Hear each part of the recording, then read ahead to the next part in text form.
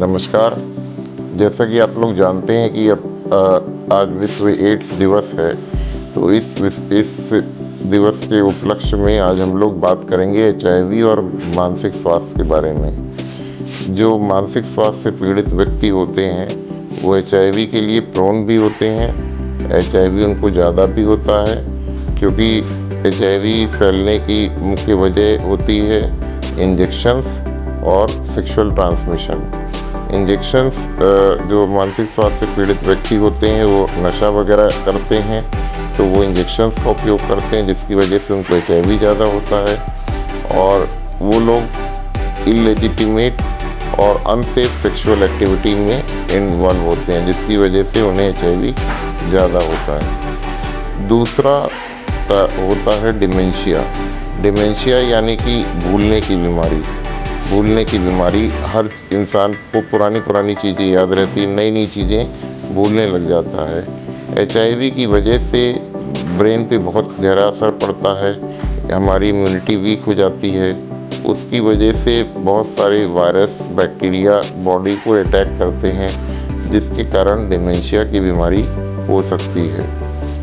तीसरा सबसे कॉमन मानसिक रोग डिप्रेशन। डिप्रेशन भी एचआईवी की वजह से हो सकता है। एचआईवी का मस्तिष्क पे दुष्प्रभाव की वजह से भी हो सकता है। एचआईवी की वजह से कि मुझे एचआईवी हो गया है, इस चीज़ को लेकर के, उसके ट्रीटमेंट को लेकर के व्यक्ति परेशान रहता है, चिंतित रहता है, उदास रहता है। इस वजह से को लेकर के डिप्रेशन जैसी बीमारी हो सकती है।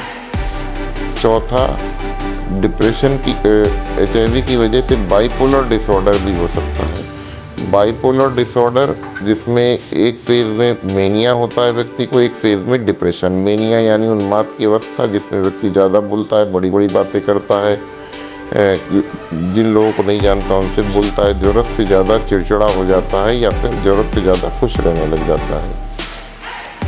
उसके बाद एचआईवी की वजह से व्यक्ति में उलझन, बेचैनी, एंग्जाइटी की भी शिकायत रहने लग जाती है।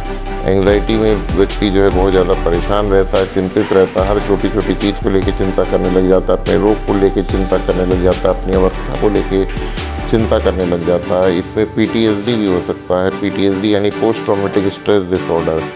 ये सारे कुछ एचआईवी की वजह से मानसिक स्वास्थ्य पे ये कुछ प्रभाव हैं, जो कि हमें ध्यान रखने चाहिए। और किसी भी व्यक्ति को यदि इस तरह की चीज़ें हों, तो ये ध्यान रखना चाहिए। आजकल एचआईवी का बहुत अच्छे उपचार उपलब्ध हैं। अगर किसी को हो जाता है, पहली तो सावधानी सबसे बड़ा उपचार है। सावधानी के बाद फिर अगर किसी को हो भी जाता है, तो उसके बहुत सारे मेडिसिन उपलब्ध हैं, उसका ट्रीटमेंट कराना चाहिए।